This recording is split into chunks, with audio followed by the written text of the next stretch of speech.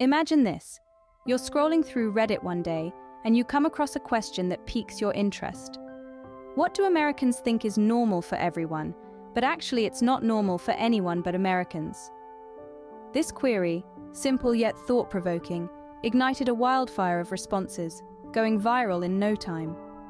The question was loaded, and the answers were as diverse as they were numerous. Subjects range from the expected, like gun control and politics, to the unexpected, revealing cultural differences that might leave you scratching your head.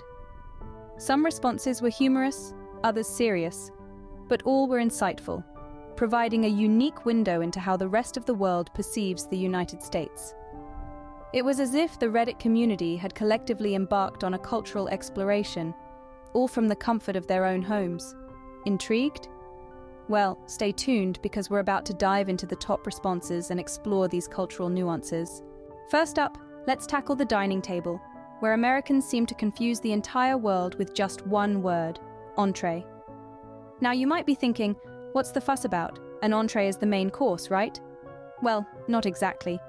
According to Reddit user OK6502, the term entree is French for entrance, which is traditionally the starting point of a meal, often an appetizer.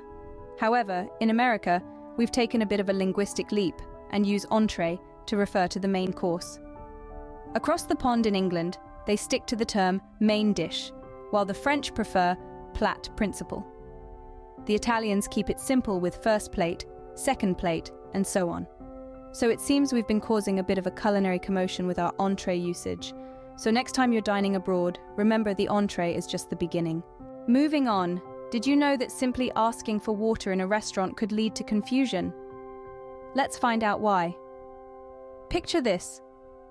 You're at a lovely cafe in Paris, you've just ordered your meal, and then you say, "I'll just have water." The waiter gives you a puzzled look and asks, "What kind?" You see, in many parts of Europe, not specifying the type of water you want could get you a pricey bottle of still water. According to Reddit user signed pseudonym, you'd have to specify tap if that's what you want. But remember, not everywhere in the world has drinkable tap water, so it's always better to do your research. Also, it's not just about Europe. Different countries have different norms about serving water in restaurants. So always remember to specify the type of water you want to avoid any unexpected charges. Now let's head over to the most important meal of the day, breakfast, or should we say dessert. As you sip your morning coffee, you might be surprised to learn that our sweet breakfast habits have raised many eyebrows across the globe. It seems we've got a bit of a sweet tooth, doesn't it? Reddit user Parallel Glow posed an interesting observation. Donuts, Belgian waffles, pancakes with syrup and icing, sugary cereal. It's a uniquely American thing to start your day loaded with sugar. Indeed, our breakfast menu might look more like a dessert cart to many non-Americans. Imagine the surprise of a Frenchman seeing us dig into a stack of syrup-drenched pancakes first thing in the morning, or the bewilderment of an Italian staring at our donut and coffee combo. Fascinating, isn't it? How our normal can be someone else's unusual. Perhaps it's time to rethink that donut for breakfast. Finally, let's talk about the one cultural difference that seems to baffle foreigners the most: tipping. Yes, the American practice of leaving a gratuity for service workers is not as common in other parts of the world.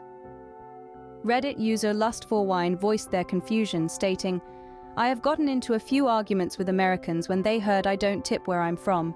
It may be normal in America, but not every country has to tip." This comment highlights the cultural divide that can often lead to misunderstandings between Americans and foreigners when it comes to tipping. But it's not just about whether to tip or not. The concept itself is puzzling to some. Dr. Nintendroid questions, why don't they include the service and tax price in the price of a meal, since it's frowned upon for not leaving a tip? This question touches on the often complex system of tipping in America, where the tip is typically calculated as a percentage of the total bill and is expected to be left on top of the bill amount. Further, the notion of tipping based on the cost of the food rather than the service provided is another point of contention. Dr. Nintendroid adds, also, why is it based on percentage, cheap versus expensive food, and not on the number of times of being served? If anyone deserves a tip, I believe it should go to the cook. Indeed, this brings up another perplexing aspect of the American tipping culture. Who exactly should you tip? As Reddit user Hanoyan asks, should I tip at Starbucks and ice cream parlors too?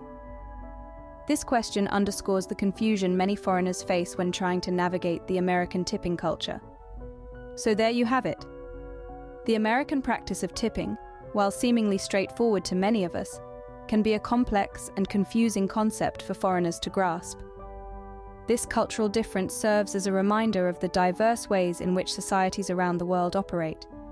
So the next time you're about to tip, remember, it's not a universal practice.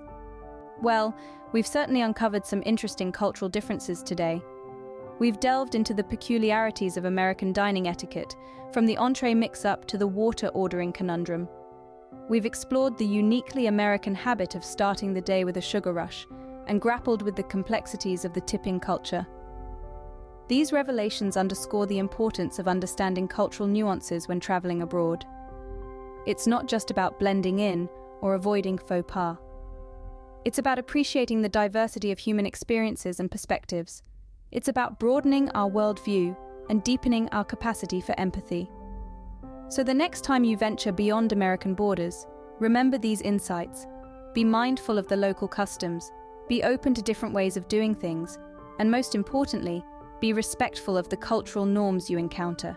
Remember, what's normal for you might be peculiar to someone else. So, keep exploring, keep learning, and embrace the cultural diversity that makes our world so fascinating.